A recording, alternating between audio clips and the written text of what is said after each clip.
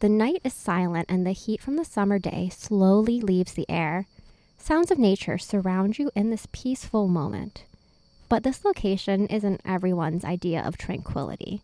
However, that's never stopped you from venturing the quiet pathways of the old and beautiful cemetery under the moonlight. Finding a memorial bench, you decide to take a seat and allow yourself to just pause and enjoy the calm of the moment. That is until something catches your eye several yards away. Bobbing swiftly between headstones, you catch a glimpse of what looks like a bluish light. As if in a trance, your feet begin to move on their own, step by step, towards the strange light. The eerily loud echoes of your footsteps makes you aware of the lack of any other sound. Gone are the serene noises of the local wildlife. Left in its wake, a chilling stillness. It seems like the only things in the cemetery are you and that blue ball of light.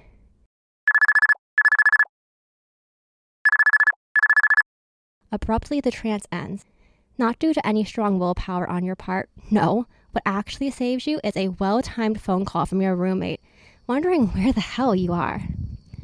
With the spell broken, you back away slowly and then run faster than you ever thought possible to your car. I'm Bree. And I'm Christiana. Stay away from bogs and cemeteries at night. Because you're about to hear something strange.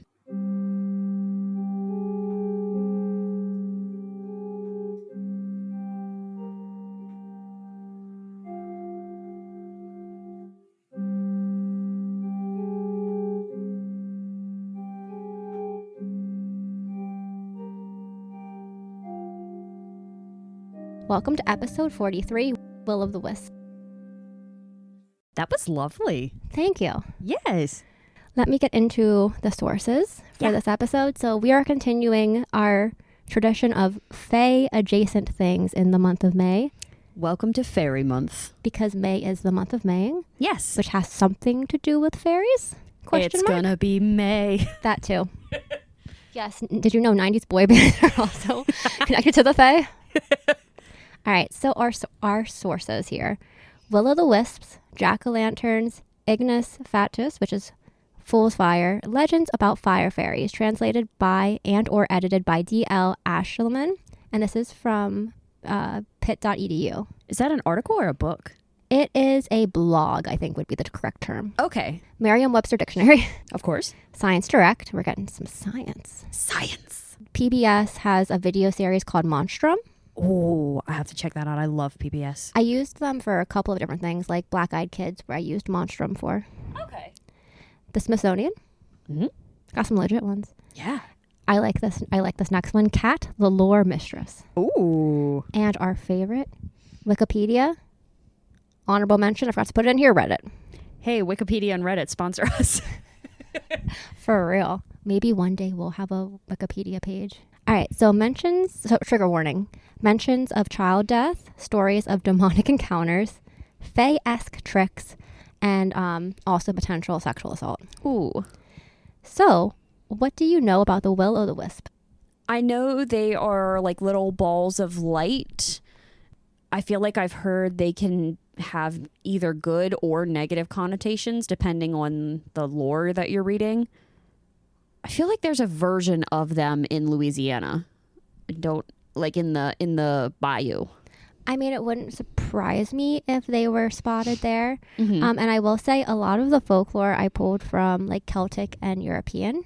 Sure. But I did find stories from all around the world. Okay. So it wouldn't surprise me. Excellent. All right. Are you ready to dive in? I'm ready. Let's go. So we're going to start with talking a little bit about like what does this phenomenon look like? Mm-hmm. So we're going to just quote directly from the Merriam-Webster Dictionary. The Will-O-The-Wisp is a flame-like phosphorescence caused by gases from decaying plants in marshy areas. In olden days, it was personified as Will-with-the-Wisp, a sprite who carried a fleeting wisp of light. Foolish travelers were said to try and follow the light and were then led astray into the marsh. An 18th century fairy tale described Will as one who bears the wispy fire to the trail that swains among the mire. The light was first known and still is as Ignis Fatuus, which is Latin meaning foolish fire. Eventually, the name Will-O-The-Wisp was extended to any impractical or unattainable goal. Oh. I had never heard that definition. No. So that's saying that's like a real, like this isn't word of mouth, that they found like a scientific, like this is stuff on fire. Basically, we're going to get into that a little bit later because it's only recently that they actually jumped into some of that. Oh, cool. But let's talk about some of the spooky and paranormal stuff first. Yes. What does this thing look like? Most frequently, they're described as a small moving blue flame that hovers a few feet off the ground.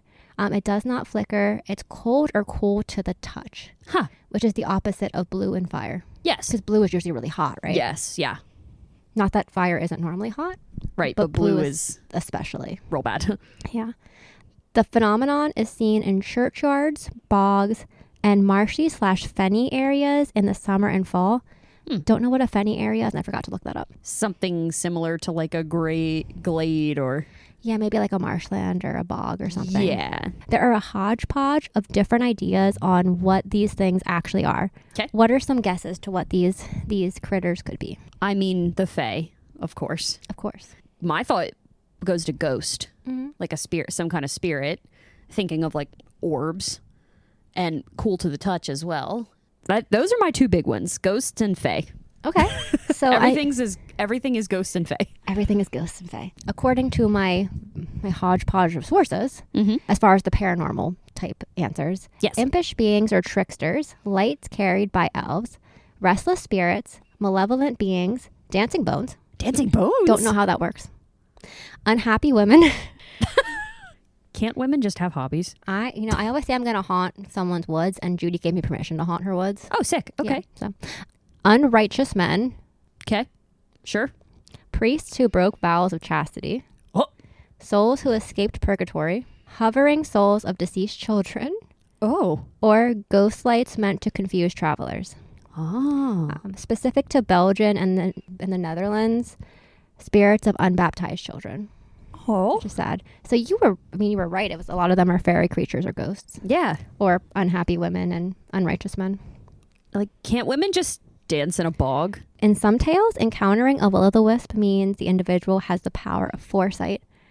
I didn't quite understand if this is like, bam, you have it now that you've seen one. Okay. Or if it's more of like, you can see them because you can see them. You have the power of foresight. Yeah. Okay. The Pitt EDU source, I'm going to quote this. Actually, this is not a direct quote. Yeah, it is. Just kidding. This is sometimes thought to be a device of evil spirits to draw human beings from the road when they were pursuing into some frightly abyss of misery. Oh. We were just joking about the pit of despair. Yeah. And then leaves them without any hope of regaining the enjoyment of happiness in the land of the living. Oh. So it's preying on people that are in really, really vulnerable, yucky situations. Yeah. And it's like, guess what? I'm going to drag you to hell. Welcome to the Upside Down. Wait, yeah. I still need to watch. Stranger I almost Things. said something strange. Stranger Things? Yes. I have watched everything but the newest season, but it's been so long that I don't necessarily remember the earlier seasons. Rewatch. Yeah. I saw part of one episode and it looked really cool. I saw one part of one episode. One part. It's a good show. That's what everyone tells me. It's like got like Goonies vibes. Yeah, I could see that. All right. I live in the 1800s, even though I have internet now. You have more streaming services than I do now. I know. There's also a lot of different names for the Will-O'-The-Wisp and some stories as to why. So we're going to kind of break down some of the different names, and then we're going to go more in depth with some of these stories. Okay. So I'm going to run through, like, a lot of these are going to be like a TLDR version of the origin, and then we'll get more in depth into the stories. Okay. There were a lot of different folk stories about these beings. I did not put them all in here because we'd be here for like 6 hours. Yeah. I just took a sampling. Yeah. Makes sense. All right. So the most common names are Will-O'-The-Wisp, Jack's Lantern / Jack O' Lantern / Jack with a Lantern. Some guy named Jack. Friar's Lantern, Ignis Fatuus. And I am saying it very, very Latinized because I took 4 years of Latin. So if there is like a lay way to say that, I'm sorry. Hinky Punk. Oh, Hinky Punks. Okay, yeah. Harry Potter. Yeah. Yeah. In Ireland, Jack-o'-lantern is a light on the sea sent to mislead people, which sounds really mean because that's not the purpose of lighthouses. No. That's interesting that it's on the sea, considering how jack-o'-lanterns are very much land. In America. At this point. That's what I mean. Like, you know, at this point in history and in this country. Mm-hmm. It's funny. Anyway. Land lanterns and sea lanterns. It's almost Halloween, guys. Happy Halloween, everybody. Okay. So in Scottish folklore, there are some phonetic pronunciations I'm going to do my absolute best with. Oh, yeah. So in Gaelic, the Will-O-The-Wisp is called the Chiena by Olrak. Okay. Chiena by Olrak, something like that, aka Sharpfire. Sharp fire? Yes. That's sick. In Wales... Oh, God bless you. Are you ready for me to attempt Welsh here? Michael Sheen, help. Send help. Elustan? Elustan? Elustan, something like that. I'm sorry, neither of us are Welsh. Yeah, no, and Welsh is an extremely difficult language. I put blow air through teeth at L's. Elustan, something like that. Oh, man. Michael Sheen, come on Watch podcast. that part be right and the rest of the word is wrong. So what is this fun named creature? It is a species of elf that corresponds with the Will-O-The-Wisp, so it's connected to them. Ah, okay. Somehow, or it's sometimes similar to goblins and observed dancing in marshy grounds. According to Welsh folklore, this creature breathes and light is taken from it due to farmers draining and taking over the bog. So it's like deforestation, but like it's kind of a byproduct of like humans taking nature, and it's like destroying the creature that I can't say the name of. Yeah, that's sad. It's very sad, yes. Also, No wonder they're leading travelers astray. an easier way to say this is a puka. Is another name for this. That reminds me of the dog from Anastasia. Oh, yeah, that's right. All right, so Germany and Poland. In these areas of Europe, the Will-O-The-Wisp is described as a mischievous gnome. Gnomes creep me out. Ever told you that? I don't know that you have specifically, but yes, I agree. It's the eyes. It's like the garden gnomes. It's the Yeah, eyes. like Gnomes garden creep me gnomes. out so much. Mischievous gnomes that are known to lead people astray during heavy fog or at night and then cause them to lose their bearings and end up in the swamp. Oh. Don't go on the road at night. Don't go on the road at night. I like the gnomes in Critical Role. Anyway. This happens most frequently when, and I quote, inquisitive people choose to follow him on purpose.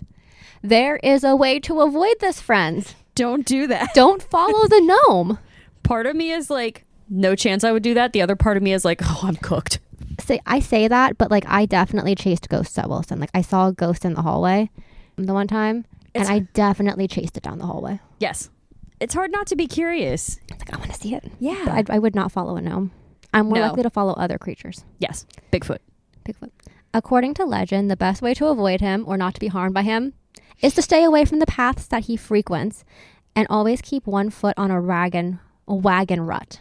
Oh, okay. He also will sometimes help people who have lost their way and lead them home if they speak kindly to him and offer him a payment for his services. Oh, okay. So like, don't be a jerk. Like, hey, like, he sees you wandering around, obviously lost. Like, I get because I, have no sense of direction. So anyways, back to our gnome friend. Like, he's not a jerk unless it almost seems he is a jerk if you instigate.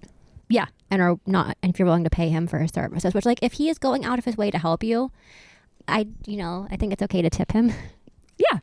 I mean, I thinking about this, if I'm just vibing in a swamp somewhere with my little light, hanging out, minding my own business, and someone starts chasing me, it's not even that I'm purposefully trying to lead them deeper into the swamp. I'm just trying to get away. I'd be like, why are you chasing me? It's like, bitch, you're going to fall into the swamp. Yeah. Like, you got lost in the swamp? Well, maybe you shouldn't have broken into my house. I don't know. For real. So in German specific, there are will-o'-the-wisps that glide along riverbanks and edges of fields, and they're allegedly the spirits of land surveyors that were dishonest when measuring the plot boundaries. So they're like condemned, doomed to wander those plot boundaries as a punishment. That would suck. Walking in circles. I'm probably so bored. They get so many steps in. One last little bit of specific folklore here. We're going to do Norwegian. Ooh. This is tied into the old word for mare, which is interesting. Like, so a mare is a female horse. Yeah. And I wasn't even going to try. Like, I hit my, like, I hit my window with trying to do Gaelic and Welsh. You attempted Welsh. Like, we'll forgive you. So I tried. You did the most. So, but this word came from the fact that a lot of times the motion of the Will-O-The-Wisp is similar to a horse cantering. Oh, that's so soothing. Yes, I love it. Before we get into some of the stories from antiquity, Yes. and I have a Reddit encounter, and it is hella long, so I only put one in. Okay. Do you have any thoughts, questions, concerns? Speak now or forever hold your peace. I don't think so. My one thing I'll put at the end. All right, so I don't really have dates for a lot of these. So unless if there was a date, it's specified. But for the most part, I don't have dates. And most of these come from either the pit.edu source or from the Cat the Lore Mistress. Okay. Cat the Lore Mistress. All right, we are going back to our Gaelic pronunciation here from Scotland. Oh boy. Chaena Biorak. So Sharpfire. This was first seen around 1812, so it's a newer creature. Yeah. It's a newer creature. Yeah. And it is thought to be, this is kind of sad, the spirit of a young girl who frequently is seen in the sandy plain besides the sea, but she is not seen for the reason you think she is. Uh-oh. In this tale, she was looking for gallium verum, which was used in dyeing and processing for clothing and other goods. And the story continues that she was trying to get an undue share of the product. Uh-oh. Instead of allowing it to be equally distributed. And because of that, her punishment is to be forced to roam the sandy plain due to the sin. Okay. Is the sandy plain just like a beach? I would think so. Go ahead. Do you have any thoughts? Oh, no. I my thought was, first of all, I want to know what gallium verum is, if that's like a lichen or something for the dyeing process, but that's just because I'm a weird... Do you want to Google it while I read the next one? Sure. Also, my brain went to that's going to be very sad, but she was... No, it was like she was just being punished for... She was being a little greedy. Yeah, she didn't...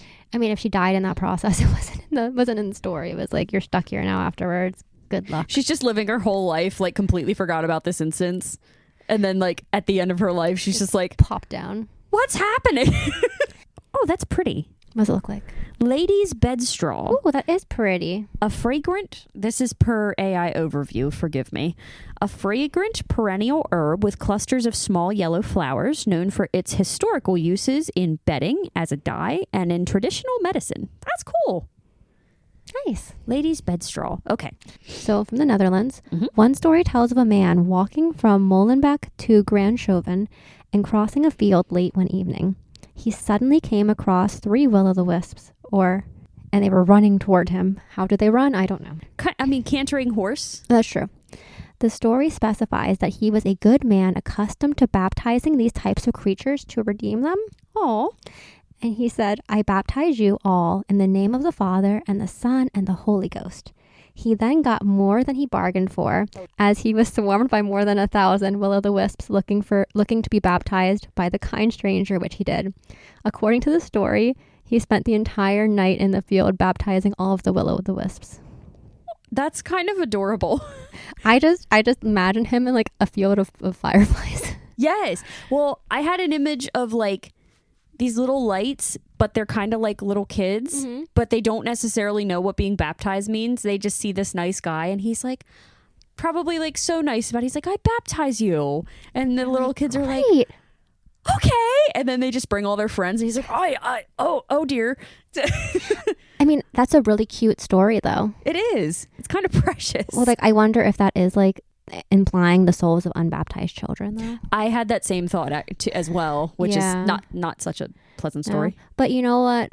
Good on him for helping out a friend in need. Yes. Everyone should have that kind of spirit. I bet he is like the Will-O'-the-Wisps MVP. Yes, absolutely. Good fellow. He's their patron saint. He's the patron saint of Will-O'-the-Wisps. What a good guy. I know, right? Oh, sorry, go ahead. That was a heartwarming story. It was. I feel like we both needed that. We did. We needed that. I have an image of an art piece now. Ooh, we should do that. Yeah. Estonia. Estonia.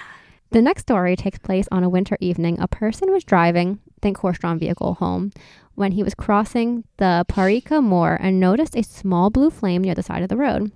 So he decided that he did not want to engage with this blue flame and urged his horse to speed up and get away from the light. Good for him. The horse had other ideas and decided it was not going to take another step forward. Oh. Realizing that he was in danger, the peasant decided to get off the sled and see what was going on. And luckily, the horse didn't move because what he found was an open pit with deep water on both sides, right in front of the horse. Ooh.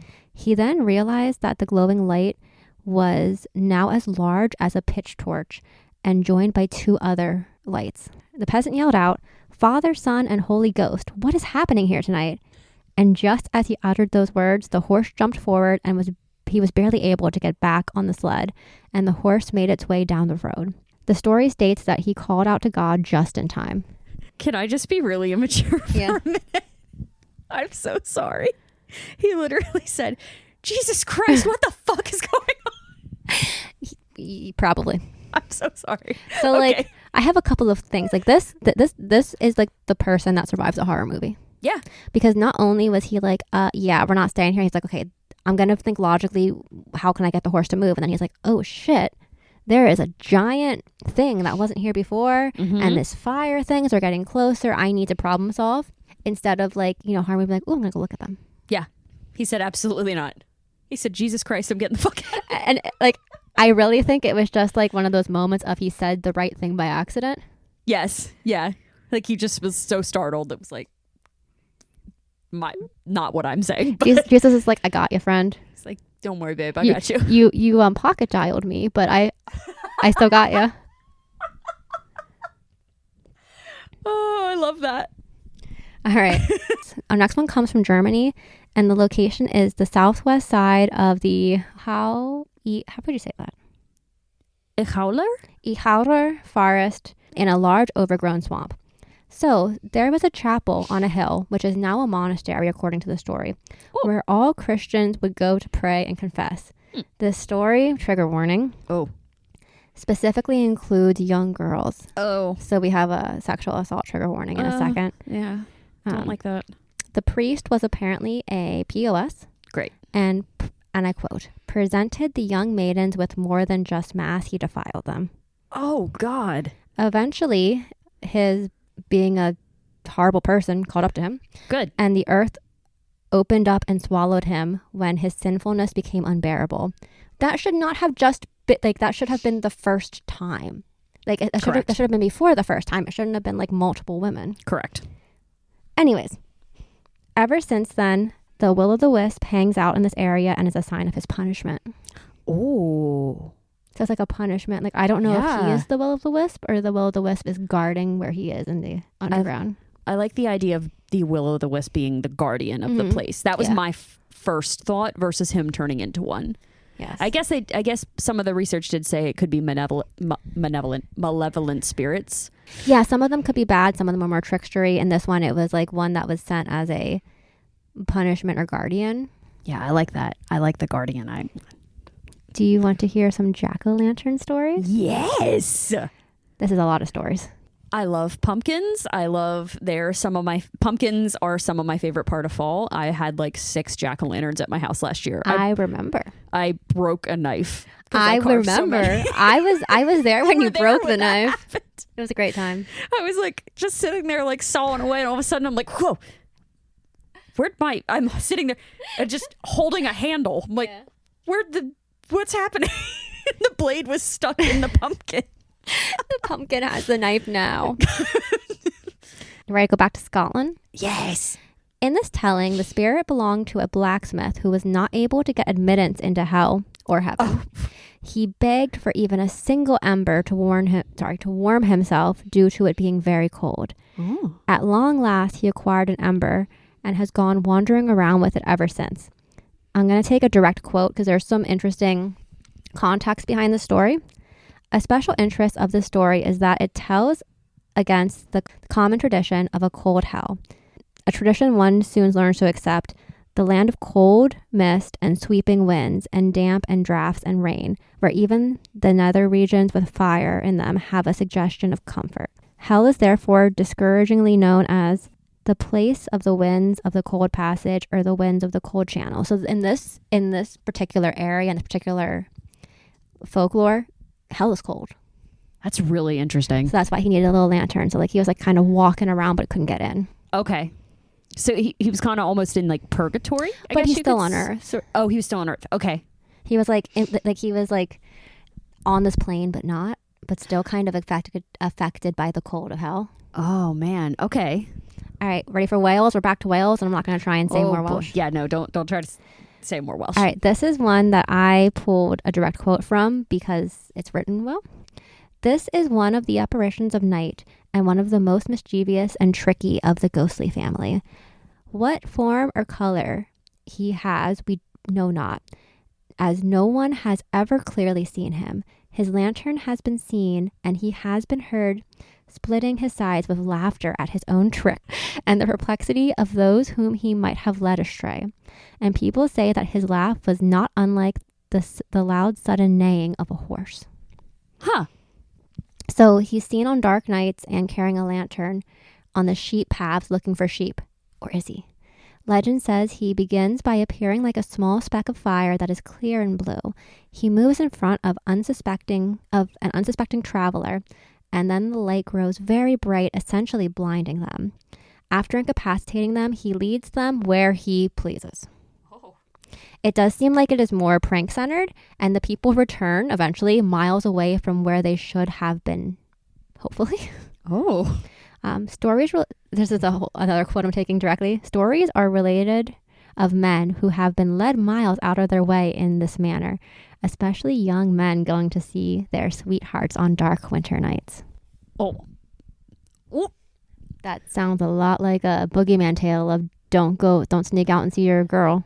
You're gonna find a sheep. You're gonna be taken by Jack and the Lantern. Yeah. That's kind of fun. This is gonna kind of like that one too. This is gonna be a short episode. That's okay. All right. Are you ready for? Did you have any thoughts about the ye olden time folklore? I think it's interesting how the horse symbolism keeps coming up because in Norway, it's described as like a cantering motion, which makes sense because it is kind of seen like floating, bobbing, bobbing along, and then with this guy. He laughs and it sounds like the neighing of the horse. Like it's curious how it kind of crosses regions like that. And for you non-horsey people, cantering is a very floaty motion. Yes. It's very like, think of a rocking horse. Oh yeah. Because a rocking horse makes a canter. Mm-hmm. It's the classic when you hear a horse running in a movie, it's chick, chick, chick, chick, chick, chick, chick, chick. All right, are you ready for some Reddit? Let's go. All right, so this is from our Backwoods Creepy. I love it. I know, I didn't know it existed. Backwoods Creepy. And the user is Woodlarkers. Oh. Will-O-The-Wisp sighting, southern UK. This is a long one, so buckle up. You hear those tales about staying out of the woods at night. What follows is a true story which happened in southern United Kingdom. It's a bit of a read, but I think you'll be glad you did when you get to the end. Sometimes experiences can only be described as falling outside of the realms of normality, and it's like you're being given a glimpse into another world.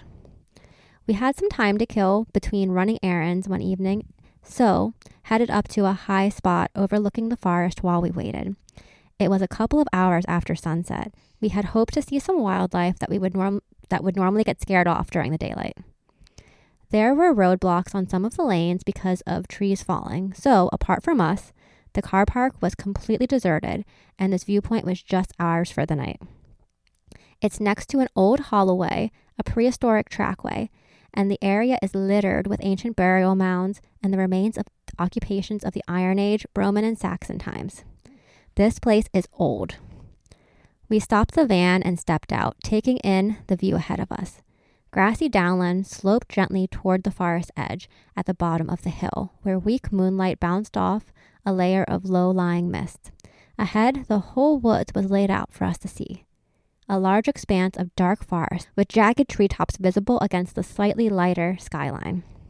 My husband, we'll call him A, had brought a high-powered torch, British word for flashlight for us Americans, to shine into the edge of the woods to see if any eyes lit up from the wildlife. Because, okay, side note, like that's a great way to find. Eye shine is a great way to find if something's in the woods. Tapetum lucidium. Mm-hmm. I think it's how you pronounce that. We'll go with it. I was a little concerned at first. I thought he was shining it in his own eyes to save his own. I was like, oh, buddy, don't do that. You can see all kinds of things then. All right, back to the story. It's always amazing to shine a light into the darkness and see the eyes of a rabbit, a deer, or hares shining back at you. Are rabbits and hares different things? Yeah, I think they're in the same family, but they're like two different types of. Hares are bigger. Yeah, hares are bigger and they look a little like scragglier, I guess, like leaner. They're leaner and meaner, and they got real big ears. We're learning things on this podcast. Tonight, though, there was nothing which was incredibly unusual. We could only hear distant tawny owls calling every now and again, and see the occasional silent, dark shape glide in front of us. The place felt a little uneasy, watchful. Nearby on my left, there was an occasional creak of something rubbing, like a hanging sign being swayed by the wind. We know that patch inside and out, there's nothing there to make that noise. Besides, there wasn't even a breeze. Said the husband, half joked about it being a ghostly gibbet. And actually, it's exactly what it did sound like. There are often strange things in the woods. You sort of learn not to question it too much. You just accept things for what they are. I really didn't feel spooked, or just a bit aware of it, particularly as the sound was centered at the ancient crossroads. Sitting in the van, we listened for sounds of wildlife. Even the owls had quieted, and everything became still. We sat in silence until suddenly a wind whipped up from behind us, out of nowhere, up through the trees. As soon as it had started, it was gone. It felt odd, like something passing through, then back to quiet. With our eyes tuned into the darkness, we sat looking over the woodland. There was a strange noise to the right, like an animal calling, but nothing recognizable. The sound was followed by snapping branches. We know most woodland animals call, but have no idea what this was. So we just kept cool about that. Yes, we said, probably just some kind of owl. Shone his torch in the direction of the sounds, only for it to go dead straight away. It had a brand new battery that evening and had been working perfectly when we first arrived. It's never failed before or since, for that matter, so the odd feeling stayed.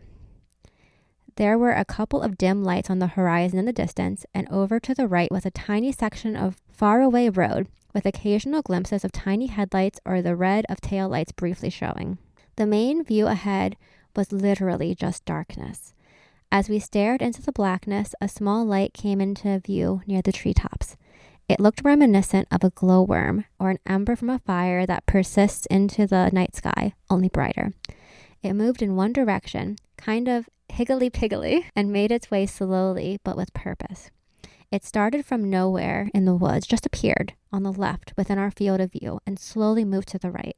Strangely, it appeared to be broadly following the route of an old trackway, which only exists today in disjointed fragments of the path, and the telltale lines of trees marching through modern-day fields. The light followed the route smoothly for a while and then stopped. It seemed to glow brighter. It was consistent and unobscured, not broken like it would be if it was carried by a walker, but high up like it was floating just above the treetops. The way it stayed consistent made it seem certain it was a lot higher than the paths in the woods, or would have been obscured by the trees. It was staying in one spot now. As I stared at it, I began to realize that it looked as if it was moving in a different way, swaying. I doubted myself at first, because there were so few points of reference against the blank black darkness of the trees. Were my eyes playing tricks? I looked a little closer. Minutes passed, no doubt about it. It was swaying. I saw A reach for his glasses and knew he was watching it too. The movement looked strange, and I began to wonder more about the source of it. Running through the possibilities in my mind, I dismissed it being attached to a building, and besides, in that direction there are only farms and much further away on a much lower ground. It was high, pretty much at the same level, parked on a hill. Could it be a person carrying a torch? No. It simply wasn't moving in the right way, and besides, it was unwaveringly pointing toward us.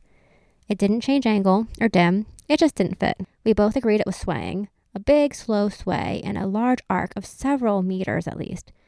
As we stared at it, it continued moving from left to right to left to right, like a pendulum. Rhythmic. It made no sense. Although the light looked very powerful, It wasn't illuminating anything at all. It itself was highly visible and impossible to miss. It was a light that drew you in because it couldn't be explained anyway. Mesmerizing. Even during the winter, the path can't be seen from where we are, but the treetops can. The light was definitely at the tree canopy height, yet not suspended from the trees. As time went on, nothing changed. We watched it for nearly half an hour. Eventually, time dictated that we needed to make our way back. A switched on the engine and the headlights, ready to move, and almost instantly, the light was extinguished. There was no dimming, no hesitation. It was simply on, and then it was off. It was as if the connection had been severed. The moment was over. We drove down the lane to the far end, following the edge of the woods for nearly a mile, then turned down the road and drove past where we had parked on the way to our destination. As we passed the trees, especially in the area of the car park, we looked for the light, but there was simply nothing at all. It's taken a couple of months to process and make sense of it, but the only explanation we can come to is that the light over the woods was really a will-o'-the-wisp. What do you think? I don't like that it was at a crossroads. It's a demon. That's kind of instantly where my brain, like, it's at a crossroads, and then that big wind that they said it felt like something was sweeping through. Yeah. Like, that feels like it was, like, put out to lure you. Do you know what it felt like to me? An alien. Because it was above the tree canopy. Yeah. It was a demon That's true. or an alien. A demon or an alien. It was a giant anglerfish demon. That was his little, like, light trying to, like, lure you guys in. And I guess those were paths that were used by, like, some of the ancient peoples. Yeah. That's really cool. The, like, how old that area is. Yeah.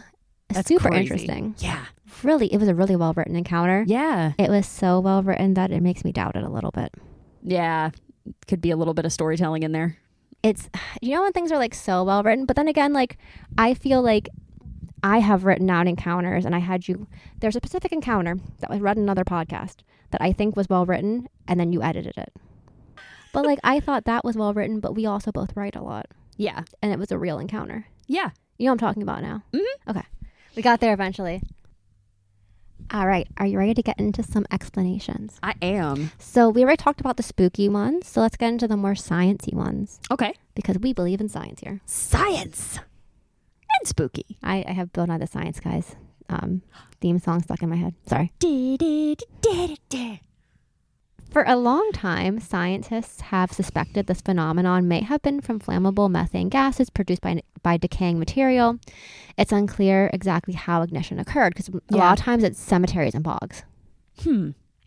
New research suggests that the flickering light could have been caused by tiny lightning bursts that jump between microscopic bubbles.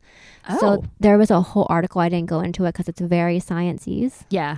But like they showed how it ignites. So they figured out what will-o'-the-wisps are. Oh my gosh, that's cool. I mean, it doesn't explain some of the stories, Right. but it can still be spooky if you want it to be. Like our guardian friend. Yeah. And our friend that was Baptizing everyone. baptizing the wee ones. The wee firefly ones. The wee fireflies. Ready for some interesting facts? Yeah. So even though a lot of this episode focused on British Isles and Europe, some of my sources provided stories from all over the world, like every single continent. Okay. And according to Wiki, there are sightings in the Bridgewater Triangle. So why is that exciting? That's in Massachusetts. Yeah. And we've mentioned this podcast how many times now. The podcast, or I guess you call it an audio drama, Bridgewater. Yeah. What's up, Misha Collins? We love you. Hey, Judy. I just realized we haven't mentioned her. We haven't mentioned Judy. We haven't mentioned Judy. Hi, Judy. While I'm shouting people out. You know you haven't shouted out yet? Blake Roman, come on the podcast. Please. I have to sing it every time. Please. I usually say or else, but I'll say please or this else. time. You know what? I'm gonna do this one too. Talis and Jaffe, please come on the podcast. Anyway. Do you want to go to pop culture from that? Yeah. All right. So Dracula. It is mentioned in the novel Dracula. Cool. Did you ever read that novel? No, I want to. I've not read it. Okay. So like I did a whole paper in high school about like how Dracula influenced, I was in AP English, how Dracula influenced other later vampire fiction. Okay. Sure. I was really, really into not the show, but the True Blood books. Okay. I had the whole series before the show came out, actually. I never really watched the whole show, but I was really, really into the Southern Vampire Mysteries, which is the series that True Blood is. Oh, is that what the book series is called? Mm-hmm. Oh, I did not realize it was a different name. So I will have to, because I would like to read that series at some point. Because True Blood is the name of the substitute blood. So spoiler, I guess, the reason the vampires could come out and be like Part of human citizens of society. the world was because they didn't have to drain real blood anymore. The True Blood was like close enough that To be a life sustaining force for them. it was a brand, a way to do blood transfusions for when they were short on. If I remember correctly, it was made in the series because it was like someone discovered how to make artificial blood for like blood transfusions and that kind of thing. Oh, okay. And then they were like, oh, we can eat this. Oh, cool. So I love when people take, and this is not just with vampires, this was just with like all kinds of lore, when people take different, like, I guess, is folklore the correct term for like a vampire werewolf? I'd say so. Yeah. And there are all kinds of different folklore. It's not just, True Blood is not just vampires. Oh, really? There's shapeshifters, werewolves, there's fae in it too. Oh, I need to read these. Just a heads up, they are incredibly spicy. Yeah. Okay. Yeah. Like that the show, like it's on the same level as the books pretty much. Okay. Yeah, I have definitely heard that. But I love when people take folklore and just play with it and like build off of it and build their own world. It's so fun. But yeah, I really liked that series when I was in high school. Yeah. Paradise Lost. Paradise Lost. Mm-hmm. What's his name? Oh no. Milton. Yes, Milton. Mm-hmm. Right? Hang on. Now I'm second guessing everything in my life right now. John Milton. Yeah, I was okay, correct. Yes. Okay. Lord of the Rings. Oh yeah. Okay. Harry Potter. Yes. Hinky Punks. Mm-hmm. The Never-Ending Story. I have not watched that. I never will watch that. That's one with the dragon. I know. I'm asking. Yes. It is. It was with the dragon, but I also. Spoilers for anyone who hasn't watched. I've never watched Never-Ending Story, but I know this because it's been spoiled for me. That's really sad. I know what happens to the horse, and I will not watch it. All right, moving on. Spiderwick Chronicles, which I think I read one book from, but I don't remember it. I never read the books. I watched the movie. Okay. The Disney Pixar movie Brave. Oh, I couldn't. I watched that when it came out. I can't remember it though. I liked it. I don't remember how Will-O-The-Wisp fall into it, but I liked that movie. Yeah. According to the lore mistress, are you a Pokemon person? Not really. Isn't that wild that we managed to grow up in the 90s and not like Pokemon? Okay, for you kids, for you youngsters here, you could not youths. You could not throw a rock without hitting a Pokemon. You're right. Like they were everywhere. There was this penny candy store in the town I grew up in, Fleetwood. I remember there being like Pokemon things, like hanging, like there was decorations. Like Pokemon was huge. Oh yeah. And it's kind of funny. Were you ever a Pokemon person? No, but I know people that like Pokemon a lot, and I really liked the Eevees, the foxes, and Ponyta, and Rapidash. I liked the horsey ones, and Yes. I liked the fox ones. It's kind of funny because we're both like such nerds too. Mm-hmm. Not that kind of nerd. Yeah. My one friend who used to work at Target with me said that I was compared me to a Psyduck because it always had a headache. God. Because I have chronic migraines. Damn. You know, come back from that. You know who this is, right? Yes. Okay. I need to text them and see how they're doing. Yes. Pokemon. In the Pokemon movie, the Will-O-The-Wisp is commonly associated with the Kitsune based on the Pokemon Vulpix. Vulpix. Vulpix. I was just so happy that I got Kitsune. Kitsune. Yeah, because those are like they're like fire foxes. Oh. They're like the fox in Japanese folklore. Oh. Okay, I did not know so that. like Tails, I think from Sonic would be one technically. Oh. And so would, how do you say that Pokemon? Vulpix? Vulpix. Vulpix would be one. Like, I guess Eevees would be one too. Yeah, because they're like a fox. Mm-hmm. But yeah. I'm so sorry. What a flashback. There's a lot of words. There's a lot of words in that quote, and very few of them I understand. Yes, that's okay. Okay, so some video game stuff. I also don't play video games. These last couple ones are things that like I don't know about, but I threw them in there because I'm sure some of our listeners do. Because I'm sure most people like Pokemon. We're just the weird ones out here. The video games Diablo 2, which I've heard of that one, and the Elder Squirrels. Elder Squirrels. Diablo 2 and the Elder Scrolls. Yes. I'd never played those, but I've heard of them. Yeah, same. I'd be surprised if they weren't in Supernatural or Bridgewater. Will-O-Wisp? Yeah. I mean, I don't know about Supernatural. I don't think they're directly No. Yeah, they are. Yeah, they are. Supernatural? Sorry, I was thinking in Bridgewater. Oh. Do you remember? Or they're not quoted at, like, the words Will-O-The-Wisp are not stated, but lights are constantly referenced. Okay, this is like a fever dream, and I am slowly rewatching Supernatural. Not for the first time. I usually start my rewatch when Castiel comes in. Yeah. But I'm starting from the ground up. Oh, bless you. 13 seasons? 15. 15 seasons. I always forget that. 15. I should remember that. 15 is my favorite number. But I'm having like a fever dream memory of there is a Fae episode of Supernatural. I guess if you don't want spoilers, skip ahead, but this might not even be real anyways. It's like a fever dream memory of like Dean blowing up a fairy in the microwave. Oh, dear God. I'm going to Google this to make sure I'm not making that up later. He's going to have the whole Unseelie court after his ass. I don't think it was actually a fairy. I think it was something else pretending to be a fairy. Damn. But yeah, I don't remember where in the series this falls. That's creative. But I remember it being in the mic. I'm going to have to look this up and make sure I didn't make this up. But I'm pretty sure there is like a fairy episode of Supernatural. Everything happens in Supernatural. Supernatural happened in Supernatural. Sure does. Supernatural happens in Scooby-Doo. Scooby-Doo happens in Supernatural. Yes. I want to know how they got away with the Scooby-Doo crossover episode, because that is entirely different vibes. Oh, it was animated. Yeah, I know it was animated, but it was like... It's just...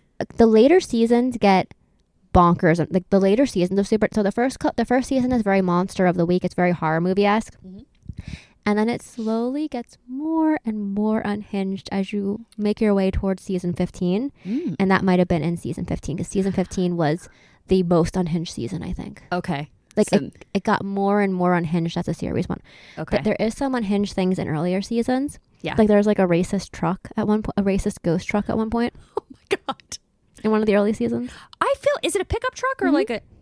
Why do I feel like I remember this? This is when, like, I'm pretty sure, like, the psychic Missouri, her name is Missouri. Is that her name? Yes, I loved her. Yeah. Like, there is some unhinged stuff early on, and then you have ghost facers eventually. There is some unhinged stuff early on in Supernatural, but it gets progressively more unhinged as the show goes on. Yeah. I need to keep watching it. I think I got into season 2, and then I kind of, like, took a break and turned something else on, and I just haven't got back into it yet. I've seen all of it. Yeah. I've seen it all. I really want to meet Castiel. Because I love Misha Collins. Like you want to meet Misha Collins or you want to meet Castiel? I mean both, but specifically in this case, I want to meet like the actual character Castiel, because I've heard so much, and I want to. Oh, because you haven't gotten there in the series yet. Now I see what you're saying. I haven't gotten there, and I love Castiel. He's my favorite. Yes, that's what I hear everyone say, and I'm like, I need to see him because I adore Misha. Not that the other actors aren't good, but like. Misha Collins is such a good actor, and I just need to see him playing this character. What do you talk about on your podcast? How much we love Castiel. Yes. He is the patron angel of the podcast. Yes. We can add him to our statue garden. Misha Collins would love that. Oh my God, he'd be obsessed. He would come on our podcast then. Misha Collins, please come on the podcast. Oh, that's full circle. That would be so funny. I bet he would be a blast. Yes. We talk about him all the time. We do. All right. Are you... I thought it was going to be a short one. We can make it long. Sure can. Oh, do you have any closing thoughts? You wanted to add in your Louisiana thing here. Yes, I do remember. So at the beginning of the episode, I said I felt like there was a Will-O-The-Wisp-esque creature from Louisiana, and I remember it was from a Morbid episode. So everyone take a drink of water. And it was Le Fou-Follet. That did come up in my research. Oh, okay. That's it. I remembered it because when we were like very beginning of everything, when you were saying it could be the spirits of unbaptized children, that was something very specific to the Le Fou-Follet. Yeah, because that was one of the things, because it listed like so many. I'm like, I'm not going to put all of these in here. Yeah, no, it'd just be way too many. Yes. It's cool how it crosses so much. Like there's so many names, so many regions. And they're all somewhat like it's either ghost, someone being punished, or fae. Yeah. Like it's pretty consistent across Those are your choices. Yes, those are your choices. Ghost, someone being punished, or fae. The 3 genders. The 3 genders. What drew you to this topic? It's a fae-like thing. I know we've mentioned them before. They came up in the Hawk Mountain episode. And it's interesting. I made it through the entire episode. When I was younger, like little, I confused them with whippoorwills, which is a bird. And I was so confused. And I'm like, they're real. They're a bird. Yes. Yeah. They're not fire. So you wanted to figure out the difference between the two. And I've known for years they're different. But like when I was younger, I also confused Abraham Lincoln and Abraham in the Bible. And I was very confused about that for a long time as a child. Oh, that's kind of adorable. I'm not going to lie. I was so confused. I was like, but how does time work? He's time traveling. I feel like all of us ask that at one point. What is time? Wibbly wobbly timey-wimey stuff. Exactly. David Tennant, come on the podcast. Was there anything you wish you could have researched more into? Not necessarily research, but we could have an entire episode of just Will-O-The-Wisp stories. Yeah. That could be fun. There were so many that I didn't get to. Yeah. Maybe a bonus episode. Mm-hmm. Could be fun. What did you find the most strange about this topic? Some of the stories, like I liked how they were almost humorous. Yeah. Like the guy baptizing all of them. He's like, oh my God. I got you. You're good. And then it's like, there's more. He's like, oh no. Oh. What have I done? It's like when you feed one, you give one horse a treat and then you have 20 around you. Yes. I went to Seagulls. Oh, there's birds everywhere. Birds aren't real. Birds aren't even real. That's exactly right. Well, I guess this probably wraps up our conversation about the Will-O-The-Wisp. And not the whippoorwill. And not the whippoorwill. We'd love to hear from you. If you have a suggestion for a strange or mysterious topic, a comment about an episode, or just want to chat, please reach out. You can listen to us on Spotify, Apple Podcasts, Amazon Music, Audible, and YouTube.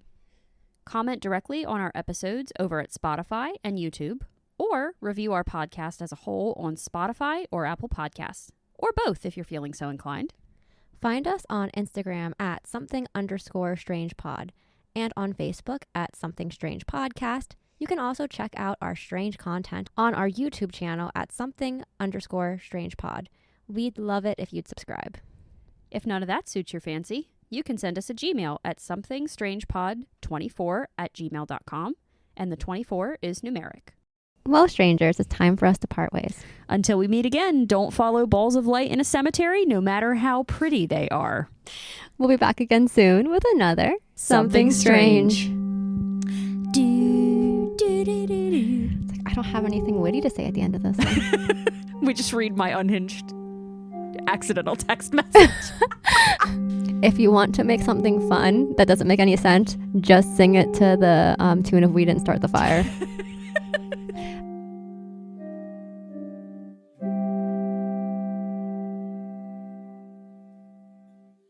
If you're anything like me, you're always hunting for stories that make your skin crawl in the best way.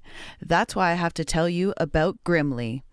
Every week, they dig into the unholy, the unsolved, and the deeply unsettling. From chilling true crime to eerie tales that blur the line between fact and folklore. The production is hauntingly good, the storytelling absolutely captivating. It's the kind of podcast that stays with you long after you finish listening. So if you're ready to explore the darker side of history and humanity, subscribe to Grimly wherever you get your podcasts. Just don't say I didn't warn you.